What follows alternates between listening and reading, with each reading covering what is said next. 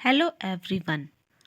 हम हम लोग झारखंड इतिहास जो पढ़ रहे थे उसमें हम लोग पढ़ रहे थे औरंगजेब कालीन झारखंड जो 1658 ईस्वी से 1707 ईस्वी तक था। तो उसमें हम लोग आज दूसरा टॉपिक पढ़ेंगे पलामू का चेरो वंश। पहला टॉपिक छोटा नागपुर खास का नागवंश पढ़ चुके थे। आज दूसरा पढ़ेंगे पलामू का चेरो वंश जो मेदिनी राय के समय का था 1658 ईस्वी से 1674 ईस्वी तक। ठीक है, तो चलिए स्टार्ट करते हैं। पलामू का चेरो वंश। मेदिनी राय जो 1658 से 1674 ईस्वी तक था, पलामू के चेरो वंशी शासक में सर्वाधिक शक्तिशाली शासक था। तो वो जो शासक था वो मेदिनी राय जो था वो सबसे शक्तिशाली शासक था। वह गद्दी पर बैठते ही मुगलों की अधीनता अस्वीकार कर स्वतंत्रता प्रिय चेरो की परंपरागत मुगल विरोधी नीति पर उतर आया। तो गद्दी पर जैसे बैठा तो मुगलों का अधीनता को अस्वीकार कर लेता, उसको मानता नहीं है और स्वतंत्र रहना चाहता है। तो वो उस पर विरोध प्रकट करता है। उसे पलामू किले की अवैधता पर पूर्ण विश्वास था। उसने मुगल को न केवल सालाना कर देना बंद कर दिया बल्कि सीमावर्ती मुगल प्रदेशों पर आक्रमण कर लूटपाट मचाना भी शुरू कर दिया। तो वो क्या करता है, मुगलों को कर देना बंद कर देता है और साथ ही अगल बगल के प्रदेशों पे लूटपाट मचाना शुरू कर देता है। यह स्थिति औरंगजेब जैसे साम्राज्यवादी शासक के लिए असह्य थी, मतलब वो सहने लायक नहीं था औरंगजेब जैसे शासक के लिए। उसने बिहार के सूबेदार दाऊद खां को पलामू पर आक्रमण करने और चेरो राजा मेदिनी राय से सालाना कर वसूलने का आदेश दिया। तो वो दाऊद खां को आक्रमण करने के लिए बोल देता है, पलामू पर आक्रमण करने के लिए बोल देता है और चेरो राजा मेदिनी राय जो रहता है उसको उससे सालाना कर वसूलने के लिए दाऊद खां को भेज देता है। दाऊद खां दल बल के साथ 23 अप्रैल 1660 ईस्वी में पटना से पलामू की ओर कूच करता है। मतलब पटना से वो पलामू की ओर जाता है लड़ाई करने के लिए, आक्रमण करने के लिए। वह निर्विरोध पलामू में प्रविष्ट हुआ और 5 मई 1660 ईस्वी को उसने कोठी के किले पर अधिकार कर लिया। तत्पश्चात वह कुंडा के किले की ओर बढ़ा। प्रायः अवैध माने जाने वाले कुंडा के किले पर मुगलों ने 3 जून 1660 ईस्वी को अधिकार कर नष्ट भ्रष्ट कर डाला। कुंडा के शासक चून राय ने इस्लाम धर्म स्वीकार कर लिया, किंतु उसका धर्म परिवर्तन चेरो बर्दाश्त नहीं कर पाए और मेदिनी राय के इशारे पर सुरवर राय ने चुन राय की हत्या कर दी। चुन राय का वो भाई था। वर्षा ऋतु आ जाने पर भी दाऊद खां डटा रहा और कुंडा से 25 अक्टूबर 1660 ईस्वी को चेरो की राजधानी की ओर कूच किया। 3 नवंबर 1660 ईस्वी को वह तरहसी पहुंचा। तरहसी में पलामू राजा के मंत्री सूरत सिंह ने मुगल सूबेदार दाऊद खां के समक्ष संधि प्रस्ताव रखा।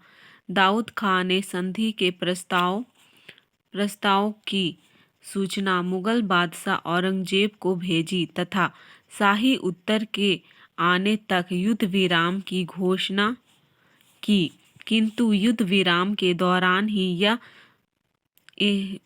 ही एक दुर्भाग्यपूर्ण घटना हो गई। पलामू राजा के कुछ लोगों ने एक शाही काफिले को लूट लिया। इससे बात बिगड़ गई और दाऊद खां पलामू की राजधानी के निकट तक बढ़ आया। विवश होकर पलामू नरेश मेदिनी राय किले से बाहर निकलकर युद्ध की तैयारी करने लगा। इस बीच मुगल बादशाह औरंगजेब का आदेश आया कि पलामू के राजा को इस्लाम धर्म स्वीकार करना होगा और प्रस्ताव की रकम देनी होगी, तभी उसे राजा राजा पद पर बने रहने दिया जाएगा, अन्यथा पलामू किला को ध्वस्त कर चेरो राज्य पर कब्जा कर लिया जाएगा। पलामू नरेश मेदिनी राय ने औरंगजेब की शर्तों को मानने से इनकार कर दिया और अंतिम सांस तक युद्ध करने की घोषणा की। पलामू के नए किले के निकट औरंगा नदी के तट पर चेरो व मुगलों का आमना सामना हुआ। चेरो बहुत बहादुरी से लड़े, लेकिन मुगल सेना के सामने टिक नहीं पाए और उन्हें पीछे हटना पड़ा। चेरों में से कई मारे गए और घायल हुए और बचे हुए चेरों में से कुछ ने जंगलों में व कुछ ने पुराने किले में शरण ली। चेरो नरेश मेदिनी राय ने नए किले की कीमती सामानों के साथ महिलाओं और बच्चों को जंगल भेज दिया। नए किले की अभेद्यता पर अटूट विश्वास करने के कारण वह डटा रहा, लेकिन जब मुगल नए किले के मुख्य द्वार तक पहुंच गए तो वह भी किले के गुप्त द्वार से जंगल की ओर भाग गया। बाद में उसने सरगुजा में शरण ली। इस तरह पुराने और नए दोनों किलों पर मुगलों ने कब्जा कर लिया। इसके साथ ही चेरो की पूरी राजधानी पर मुगल का नियंत्रण स्थापित हो गया। दोनों पार्श्वों से आक्रमण की नीति मुगल सूबेदार दाऊद खां की सफलता के कारण बने। पलामू विजय दाऊद खां के सैनिक जीवन की महत्वपूर्ण उपलब्धि थी। पलामू विजय दाऊद खां के सैनिक विजय की महत्वपूर्ण उपलब्धि थी। पलामू के किले के पतन के बाद लड़ाई प्रायः समाप्त हो गई। बहादुर चेरो ने देवगन किले के पास एक बार फिर मोर्चा लिया, लेकिन उसे मुंह की खानी पड़ी और देवगन किले पर शेख सफी, जो दाऊद खां का एक अन्य अधिकारी था, ने आसानी से कब्जा कर लिया। पलामू विजय के बाद दाऊद खां वहां कुछ दिन रहकर आवश्यक प्रशासनिक व्यवस्था स्थापित किया और उसने मनकली खां को पलामू का फौजदार नियुक्त किया। इसके बाद दाऊद खां पटना लौट गया। लौटते समय दाऊद खां ने पलामू किला का सिंह द्वार अपने साथ लेता गया और उसने दाऊदनगर औरंगाबाद जिला की अपनी गढ़ी में लगवाया। दाऊदनगर जो औरंगाबाद जिला है उसमें लगा लेता है अपनी गढ़ी में, मतलब अपना राज्य में। उसने पलामू से लूटे गए सामान को मुगल बादशाह औरंगजेब के पास भेजा, जिसमें 2 हाथी भी शामिल थे। मुगल बादशाह ने पलामू अभियान के नेता दाऊद खां को 50,000 रुपये मूल्य के मोतियों की एक माला तथा खिल्लत भेजा और औरंगाबाद जिला स्थित अमछा, मनोरा तथा गोह नामक स्थान उसके अधीन कर दिया। पलामू अभियान में भाग लेने वाले अन्य लोगों को भी पुरस्कृत किया गया।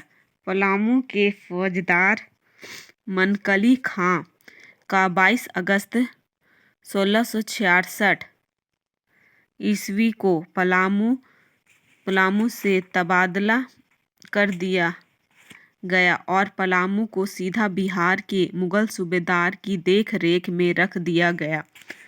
मनकली खां के पलामू से जाते ही मेदिनी राय सरगुजा से पलामू लौट आया और अपने खोए हुए राज्य पर अधिकार कर लिया।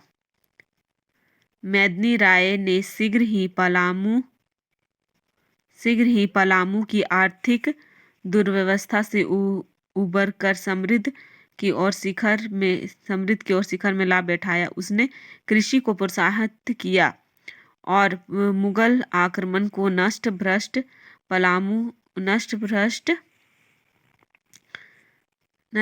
पलामू की दशा को सुधारने का काम किया। जल्द ही पलामू अत्यंत समृद्ध हो गया।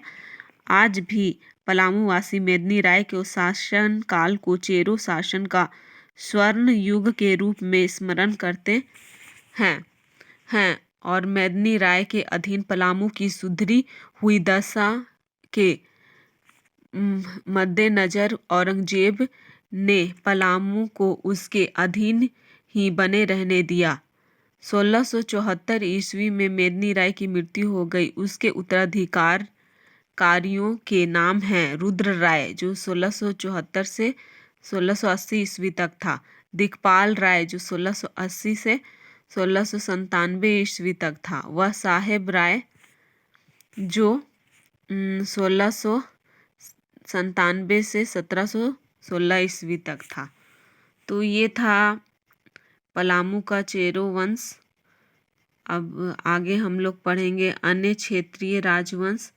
तो औरंगजेब के शासनकाल में पलामू का चेरो वंश हम लोग पढ़े, जो कि जिसमें मेदिनी राय ने अहम भूमिका निभाई और मेदिनी राय के बाद उसके उत्तराधिकारी रुद्र राय और दिक्पाल राय, साहेब राय, ये सब आए।